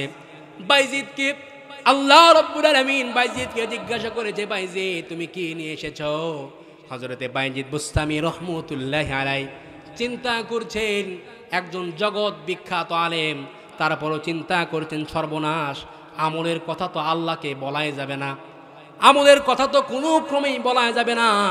চিন্তা ভাবনা করে হযরতে বায়জিদ বুস্তামি রহমতুল্লাহি আলাইহি এক পর্যায়ে আল্লাহ কি বলে ফেলেছেন, ওগো আল্লাহ, তোমার কাছে আমি তাওহীদের একত্ববাদের ঈমান নিয়ে এসেছি। কন্যা সুবহানাল্লাহ।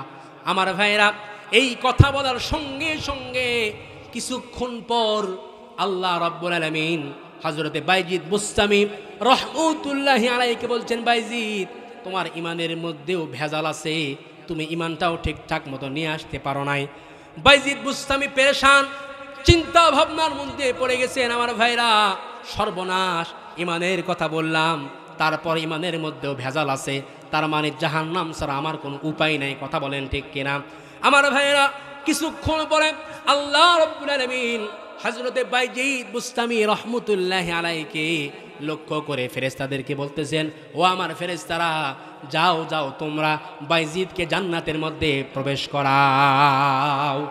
হযরতে বাইজিদ বুস্তামি রহমতুল্লাহ আলাইহি সঙ্গে সঙ্গে আমার ভাইরা আল্লাহকে জিজ্ঞাসা করলেন, ওগো আল্লাহ, আমাদের কথা বলতে পারি নাই, ইমানের কথা বলেছি তাও সমস্যা আছে, কোন কারণে কোন আমলে আপনি আমাকে জান্নাতের ঘোষণা দিলেন একটু শুনতে চাই। আমার ভাইরা আল্লাহ রাব্বুল আলামিন বাইজিদকে বললেন, বাইজিদ, শীতকালীন সময়ে তোমার উঠানের উপরে একটি বিড়াল ছানা ছিল, শীতের প্রভাবের কারণে থরথর করে কাঁপছে। তুমি আমার এই ক্ষুদ্র মাখলুককে ঘৃণা করো নাই, তুমি অবহেলা করো নাই, মোহাব্বত করে ভালোবেসে বিড়াল ছানাটাকে কোলে করে নিয়া তুমি বাড়ির মধ্যে নিয়ে কম্বলের মধ্যে রেখে দিয়েছ। সে কিছুটা শীত তাকে আর স্পর্শ করতে পারে নাই, একটু আরামে উষ্ণতা ছড়িয়েছে, আরামে ঘুমাইতে পেরেছে। তুমি আমার মাখলুককে ঘৃণা করো নাই, ভালোবেসেছ। ক্ষুদ্র মাখলুককে মোহাব্বত করার কারণে আমি আল্লাহ রাব্বুল আলামিন তোমার এই ভালোবাসাটা অত্যন্ত আমার কাছে ভালো লেগেছে। এই মোহাব্বতের কারণে, ভালোবাসার কারণে আমি আল্লাহ রাব্বুল আলামিন তোমাকে মোহাব্বত করে ভালোবেসে জান্নাত দিয়ে দিলাম। তাহলে আমাদের আমল, আমাদের আশা ভরসার জায়গা একটা, সেটা হলো আল্লাহর দয়া, ঠিক কিনা? কথা বলেন। আল্লাহর দয়া ছাড়া আমাদের যে ভাই, আমাদের যে ইমান আমল, লোক দেখানো নামাজ কালাম, কুরবানি, হজ, যাকাত আমরা যেগুলো করি, এগুলো কখনো মিজানের পাল্লায় ভারী হতে পারে?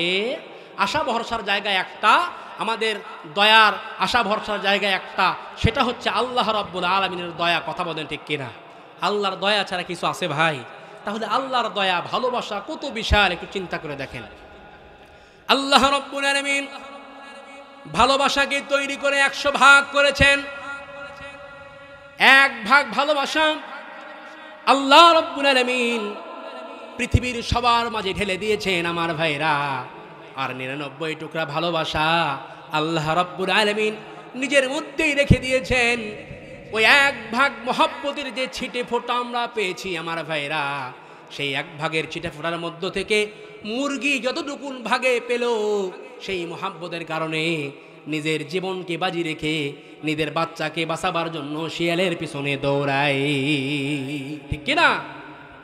আমার মা যতটুকু ভাগে পেল, সেই মহব্বতের কারণে, ছিটে ফোঁটার কারণে আমার ভাইরা, আমার মা, আমার জন্য তারা জীবনটা বের হয়ে যায়। কথা বলেন, ঠিক কিনা?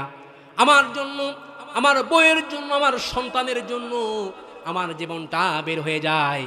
ভালোবাসার যে এক টুকরার ছিটে ফোঁটা আমরা পেয়েছি আমার ভাইরা, তাতে যদি মোহাব্বতের তীব্রতা এত গভীর হয়, বউয়ের জন্য, মায়ের জন্য, সন্তানের জন্য, বাবার জন্য, তাহলে ভালোবাসার যে 99টা ভাগ আল্লাহ রাব্বুল আলামিনের কাছে, বান্দার প্রতি সে আল্লাহর কত দয়া।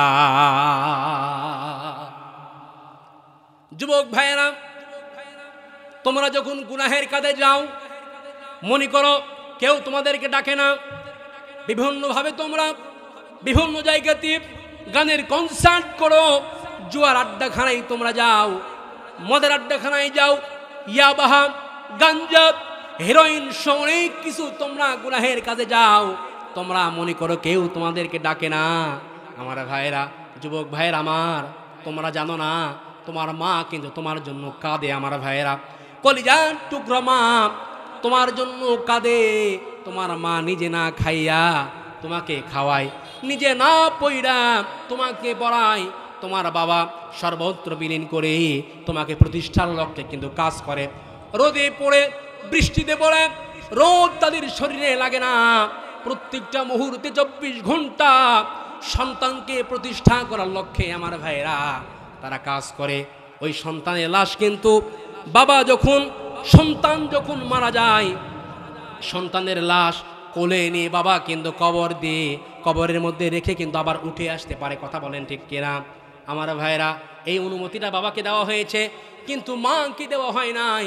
মা কিন্তু নিজের কলিজার টুকরা সন্তান, নিজের নারী সিরাধনকে কোলে নিয়ে কবরের মধ্যে রেখে কিন্তু মা আর উঠে আসতে পারবে না।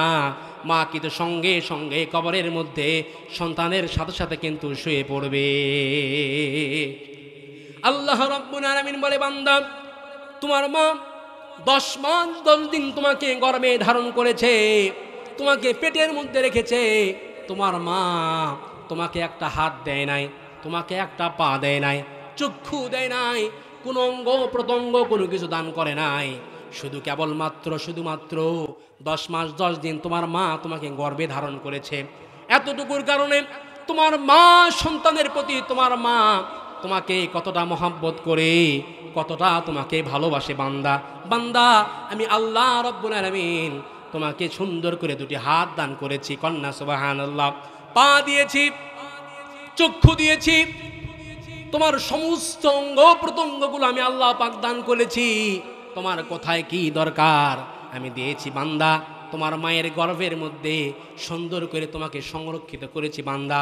বান্দা তুমি যখন গুনাহের কাজে যাও তখন আমি চিৎকার দিয়ে বলি, আল্লাহ রাব্বুল আলামিন বলেন, ইয়া আইয়ুহান নাসু মা গররাকা বিরাব্বিকাল কারীম। জোরে বলেন আল্লাহু আকবার। আমার ভাইরা, আল্লাহ রাব্বুল আলামিন বলেন, ও বান্দা তোমাকে কে ধোঁকা দিল? আমার মতন রব থেকে, রহমান থেকে তোমাকে কে প্রত্যেকটা মুহূর্তে ধোঁকা দেয়? তাহলে আল্লাহর রহমত, আল্লাহর দয়া, ভালোবাসা কত বিশাল। আমরা গুনাহ করি, মনে করি আমাদের কেউ ডাকে না। প্রিয় ভাইরা, আমাদের প্রত্যেকটা মুহূর্তে গুনাহ করার কারণে আল্লাহ পাক চিৎকার দিয়ে ডাক দেয়, বান্দা আসো, ফিরে আসো। কেন? আমার মতন মহান রব থেকে, যে রব তোমার গুনাহ করার কারণে তোমার খাদ্য আমি বন্ধ করি নাই, গুনাহ করার কারণে তোমার অক্সিজেন আমি বন্ধ করি নাই, গুনাহ করার কারণে তোমার একটা হাত আমি দুলা করে দেই নাই, নাফরমানি করার কারণে তোমার পা একটি ল্যাংড়া করে দেই নাই, গুনাহ করার কারণে তোমার জবানটা পর্যন্ত আমি বন্ধ করে দেই নাই। বান্দা একটা বার শুধু ব্যথিত অন্তরে আমি আল্লাহকে আল্লাহ বলে ডাকো। আমি আল্লাহ রাব্বুল আলামিন জীবনে যা গুনাহ করেছো সবগুলো গুনাহ তোমার নেকি দ্বারা রূপান্তরিত করে তোমার আমলনামায় সওয়াব দ্বারা পরিপূর্ণ করে দিব, কন্যা সুবহানাল্লাহ। এই জন্য আমার ভাইয়েরা, তাহলে আল্লাহ পাকের রহমত, ভালোবাসা কত বিশাল। আল্লাহ পাক যে এক টুকরা ছিটি ফুট আমরা পেয়েছি, তাতে যদি মহাব্বতের তীব্রতা এত বেশি বিশাল হয়, তাহলে চিন্তা করেন যদি ওই 1 ভাগ ভালোবাসা যদি আল্লাহ পাক আমাদেরকে না দিয়া যদি 20 টুকরা 20 ভাগ বা 50 ভাগ দিতেন, তাহলে প্রত্যেকটা দিন যেন 14ই ফেব্রুয়ারি হয়ে যাইতো। কথা বলেন ঠিক কিনা? যুবকরা হাসে, বৃদ্ধরা আবার কয় 14ই ফেব্রুয়ারি আবার কি হুজুর, আছে না নাই? তাহলে প্রিয় ভাইরা, 1 টুকরা মহাব্বতের কারণে যদি এত হয়, আল্লাহ পাক যদি ওই 1 টুকরা আমাদেরকে না দিয়ে যদি 20 টুকরা 50 টুকরা ভালোবাসা দিতেন, তাহলে প্রত্যেকটা দিন কোন অবস্থা হতো বলেন? ওই 1 টুকরা মহাব্বতের কারণে ভালোবাসার যে ছিটে ফোঁটা আমরা পেয়েছি, তাতে হাইরে ভালোবাসাবাসী আছে না নাই? ভালোবাসার গান আছে না নাই? সবাই দিকে খেয়াল করেন, ভালোবাসার গান আছে না নাই? ফিল্ম, নাটক, সিনেমা, আরো কত কি আছে না নাই? আবার স্ত্রীর জন্য হাজবেন্ডের ভালোবাসা, বন্ধুর জন্য বন্ধুর ভালোবাসা, আবার কারো কারো গার্লফ্রেন্ডের জন্য বয়ফ্রেন্ডের ভালোবাসা আছে না নাই? কথা বলেন, আছে না নাই? আমরা কি এমন ভালোবাসাবাসি করবো ভাই? আমাদের সব ভালোবাসা বিয়ের পরে, ঠিক কিনা? কথা বলেন ঠিক কিনা? আমাদের সব ভালোবাসাবাসি হবে বিয়ের পরে। বিয়ের আগে আমাদের কোনো ভালোবাসাবাসি নাই। আল্লাহর হাবিব বলেছেন, যদি কোনো স্বামী মোহাব্বত নিয়ে, ভালোবাসা নিয়ে যদি স্ত্রীর হাত চেপে ধরে আমার ভাইরা, তাহলে স্বামী স্ত্রীর হাত দ্বারা যতগুলো সগীরা গুনাহ হয়েছে, সমস্ত সগীরা গুনাহ আল্লাহ রাব্বুল আলামিন হাতের মাঝখান দিয়ে সঙ্গে সঙ্গে ঝরাইয়া দিবেন। আবার যদি স্বামী মোহাব্বতের দৃষ্টিতে, ভালোবাসার দৃষ্টিতে যদি স্ত্রীর চেহারার দিকে তাকায়, আল্লাহ পাক সঙ্গে সঙ্গে সেই স্বামীর তাদের চোখের সগীরা গুনাহগুলো মাফ করে দেবেন, কন্যা সুবহানাল্লাহ। আবার বিশ্বনবী বলেন, শীতকালীন সময়ে স্বামী স্ত্রী যদি একই কম্বলের নিচে শুয়ে থাকে, একই কম্বলের নিচে যদি তারা শুয়ে থাকে, আল্লাহ রাব্বুল আলামিন উভয়ের আমলনামায় সওয়াব দ্বারা পরিপূর্ণ করে দিবেন। তাহলে কি ভারসাম্যপূর্ণ ইসলাম আমরা পেয়েছি, একটু চিন্তা করে দেখেছেন? স্ত্রীর সঙ্গে প্রেমময় আলাপ করলে, ভালোবাসার খুনসুটি করলে, কথা বললে সওয়াব আছে না নাই? সবাই বলেন আছে না নাই? আপনারা বিরক্তি করছেন ভাই, কথা বুঝতেছেন কি? আর একটু সময় দিবেন আমাকে, না শেষ করে দিব? বলেন শেষ করে দিব ভাই? তাহলে একটু শোনেন, অ্যাক্টিভ থাকেন, আমার দিকে খেয়াল রাখেন ইনশাল্লাহ। তাহলে নিজের স্বামী স্ত্রীর মধ্যে যে সম্পর্ক, স্বামী স্ত্রীর দিকে নজর দিবে, স্ত্রী স্বামীর দিকে নজর দিবে, নজরে নজরে সব যিনি দিবেন তিনি কে? আসতে বলবেন না তিনি কে? তাহলে কি ভারসাম্যপূর্ণ ইসলাম আমরা পেয়েছি। আর নিজের স্বামীর দিকে স্ত্রীর দিকে নেক নজর না দিয়ে যদি ভাবির দিকে দেন,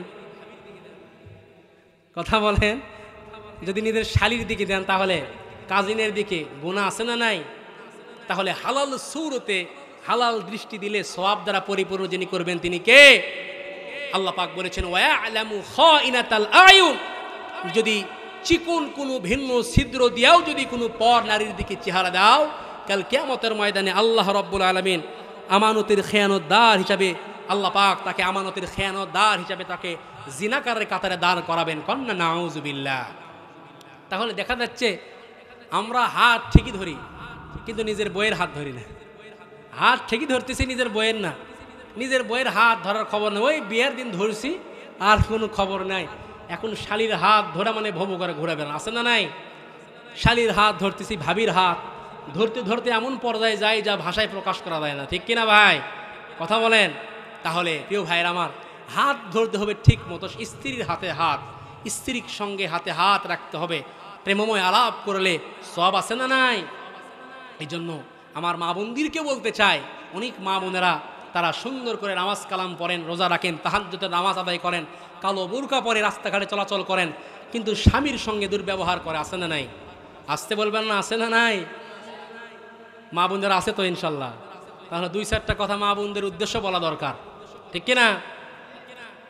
আমার ভাইয়েরা, অনেক মা বোনেরা সুন্দর করে নামাজ কালাম পড়ে, রোজা রাখে, তাহাজ্জুদের নামাজ আদায় করে, কালো বুরকা পরে চলাচল করে, আর নিজেকে নেককার মনে করে না। আল্লাহ পাক আপনাকে ততক্ষণ পর্যন্ত জান্নাত দিবে না যতক্ষণ আপনার মধ্যে চারটা গুণ পাওয়া না যাবে। আসতে বলবেন না, কয়টা গুণ? চারটা গুণ যদি কোনো মা বোনদের মধ্যে পাওয়া না যায় আমার ভাইরা, তাহলে সেই মা বোনদের দুনিয়াও ধ্বংস, আখিরাতেও ধ্বংস। আল্লাহ পাক সেই মা বোনকে কখনোই জান্নাত দান করবে না। এক নম্বর গুণ হলো, তার স্বামী যখনই বাড়িতে আসবে সঙ্গে সঙ্গে দুনিয়ার সব কাজ তার জন্য স্থগিত করতে হবে, শেষ করতে হবে। তার স্বামীকে সময় দেওয়া তার জন্য আসল কাজ, তার স্বামীকে সময় দেওয়া তার জন্য ফরজ। কথা বলেন ঠিক কিনা আমার ভাইয়েরা? আজ বাংলাদেশে এরকম বউ না থাকার কারণে অধিকাংশ স্বামীগুলো পরকিয়া করে। কথা বলেন ঠিক কিনা? পরকিয়া প্রেমের পিছনে দায়ী হলে অধিকাংশ নারী, ও যদি একটু রেসপন্স করে, নিজের স্বামীকে যদি একটু সময় দেয় আমার ভাইয়েরা, বিশ্বনবীর হাদিস অনুযায়ী, তাহলে কখনোই কোনো স্বামী কিন্তু পরকিয়া করতে পারে না। কথা বলেন ঠিক কিনা? স্বামী 8 ঘন্টা 7 ঘন্টা 10 ঘন্টা ডিউটি করে বাড়িতে আসে, আর স্ত্রী ওইদিকে হাঁসের খাবার নিয়ে ব্যস্ত, আছে না নাই ভাই? কথা বলেন, আছে না নাই? স্বামী 8 ঘন্টা 7 ঘন্টা 10 ঘন্টা ডিউটি করে বাড়িতে আসছে, আর স্ত্রী ওইদিকে হাঁসের খাবার নিয়ে ব্যস্ত। ওর কাছে হাসি বড় হয়ে গেল, ওই হাঁসের গলা টিপে মারা দরকার। কথা বলেন, ওই হাঁসের গলা টিপে মারা দরকার ভাই। তাহলে আবার কিছু কিছু স্ত্রী আছে, ওই স্টার জলসা জি বাংলালে পড়ে আছে, মানে একটা কঠিন সিন চলে আসছে, সন্তানকে বলছে বাবা যাও যাও যাও যাও, তোমার আব্বু আসছে, যাও দরজা খুলে দাও, আমি যাচ্ছি যাচ্ছি, আছে না নাই ভাই? অনেক সময় দাঁড়াও, একটু দাঁড়াও, 1 মিনিট দাঁড়াও, নিজের কাজে ব্যস্ত। কিন্তু না, খবরদার, সঙ্গে সঙ্গে 1 নম্বর দায়িত্ব হলো, স্বামী যখনই বাড়িতে আসবে দুনিয়ার সমস্ত কাজ তার জন্য স্থগিত। নিজের স্বামীকে সময় দেওয়া তার জন্য ফরজ করেছেন যিনি, তিনি কে? মা বোনদের জন্য 2 নম্বর দায়িত্ব হলো, তার স্বামী যেটা পছন্দ করেন আমার ভাইরা, যা পছন্দ করেন তার সেটা যদি হালাল হয়, জায়েজ হয়, স্ত্রীর জীবন থাকতে তাকে মানা লাগবে, তার মানতে হবে। স্বামী যদি হাতা কাটা ব্লাউজ পরে থাকতে তার সামনে ভালোবাসে, তাহলে স্ত্রীকে তাই থাকতে হবে, কোনো অসুবিধা নাই। স্বামী যদি চায় স্ত্রী আমার সামনে তার মাথার চুলগুলো ছেড়ে দিয়ে রাখবে, কোনো অসুবিধা নাই, সেই চুল ছেড়ে দিয়ে রাখবে। কিন্তু আজ অধিকাংশ নারী নিজের স্বামীর সামনে চুল ছেড়ে দেয় না, মেলায় মেলায় ঘুরে ঘুরে চুল ছেড়ে দিয়ে হাঁটাহাঁটি করে, আছে না নাই?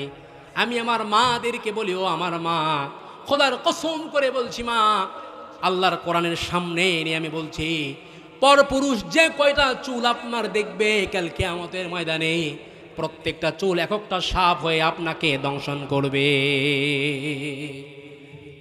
এই জন্য আমার মা বোনদেরকে বলবো, আপনি চুল দেখাবেন, যতগুলো চুল আপনার স্বামী দেখবে ততগুলো সওয়াব আল্লাহ রাব্বুল আলামিন আপনাদের আমলনামায় সঙ্গে সঙ্গে দিয়ে দিবেন। কন্যা সুবহানাল্লাহ।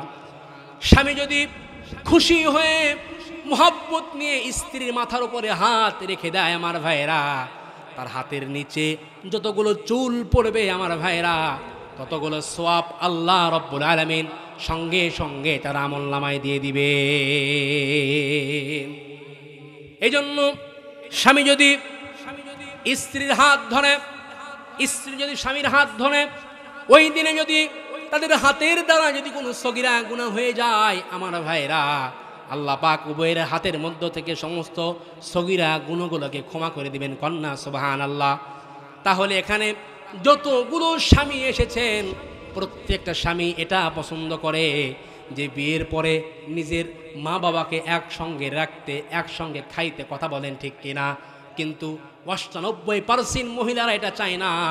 শ্বশুর বাড়ি থেকে বারবার ফোন দেয়, আলাদা থাক, আলাদা খা, ভালো থাকবি, ভালো পড়বি, আছে না নাই? আরও আসতে বলবেন না, আছে না নাই?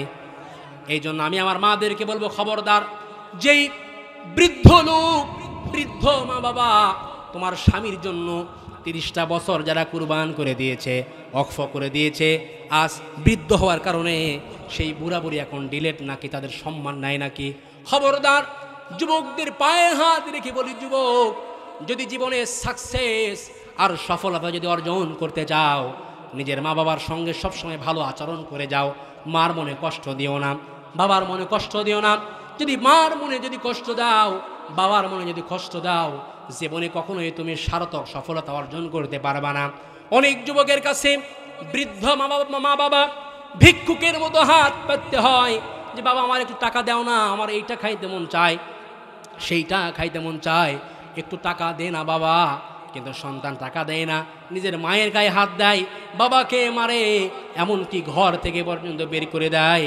ও আমার যুবক ভাইরা, যদি তুমি তোমার মা বাবাকে আসলে ঘর থেকে বের করে দাও নাই, তুমি তোমার জান্নাতের রাস্তাটাকেই বন্ধ করে দিয়েছ। কারণ আল্লাহর হাবিব সাল্লাল্লাহু আলাইহি ওয়াসাল্লাম বলেছেন, আল জান্নাতু তাহতা আকদামিল উম্মাহাত, প্রত্যেকটা মায়ের কদমের নিচে আল্লাহ রাব্বুল আলামিন সন্তানের জন্য জান্নাতকে সুসজ্জিত করে রেখেছেন।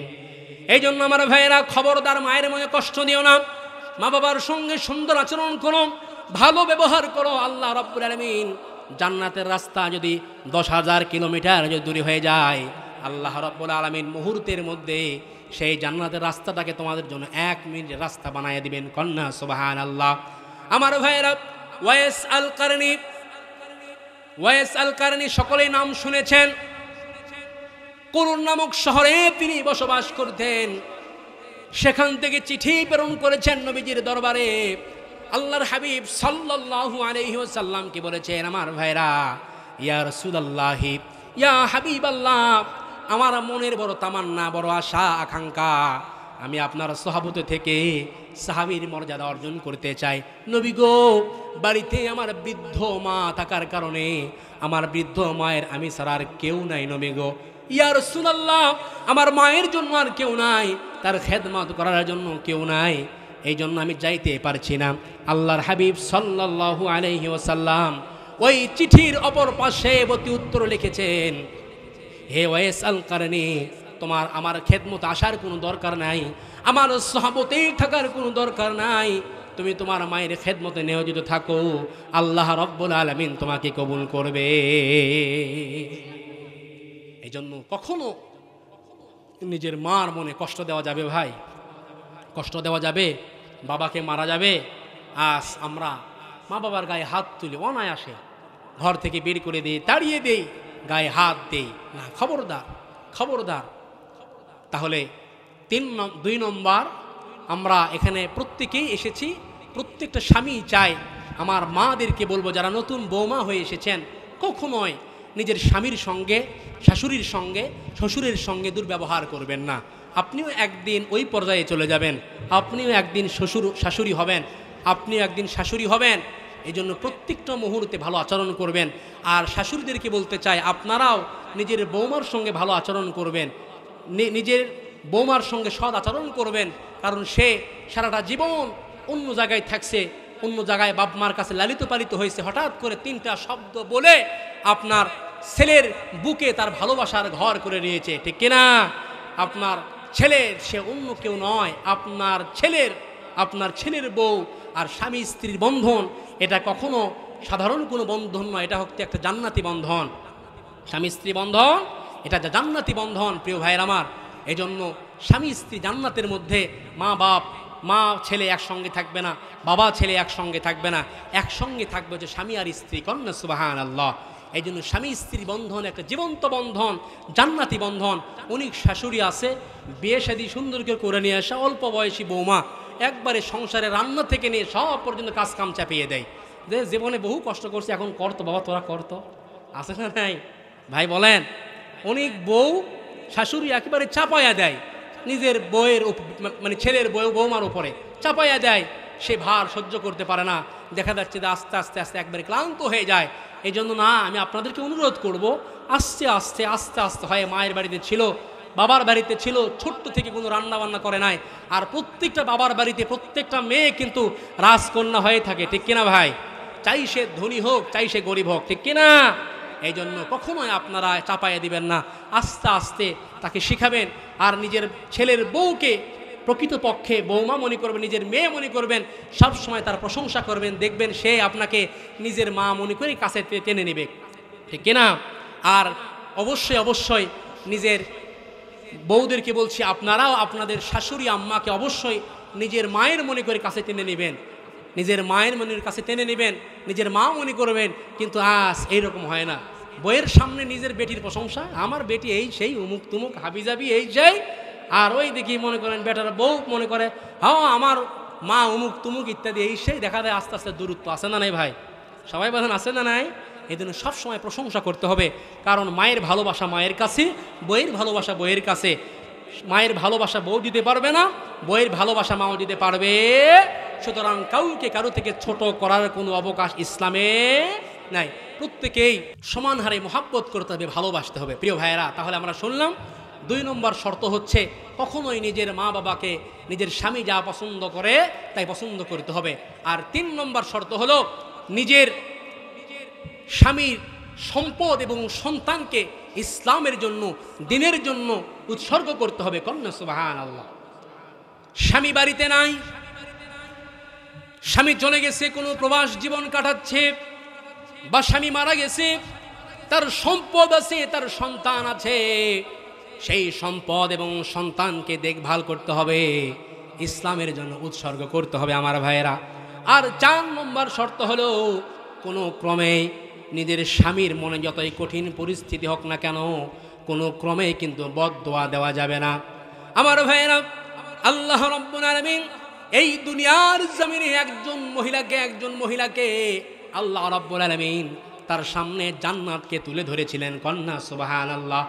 আল্লাহ রাব্বুল আলামিন বলেন, ইয ক্বালাত রাব্বি বিনি লি ইনদাকা বাইতান ফিল জান্নাতি ওয়া নাজ্জিনি মিন ফিরআউনা ওয়া আমালিহি ওয়া নাজ্জিনি মিনাল কওমিজ যালিমিন।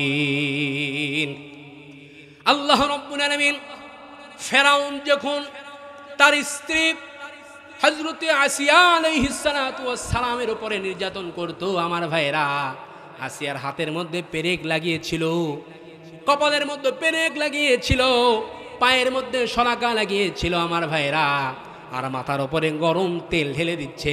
এমন অবস্থায় আল্লাহ রাব্বুল আলামিন হযরতে জিবরিল আমিনকে বললেন, ও আমার জিবরিল যাও যাও তুমি আসিয়ার সামনে গিয়ে জান্নাতটা তুমি তুলে ধরো, কন্যা সুবহানাল্লাহ।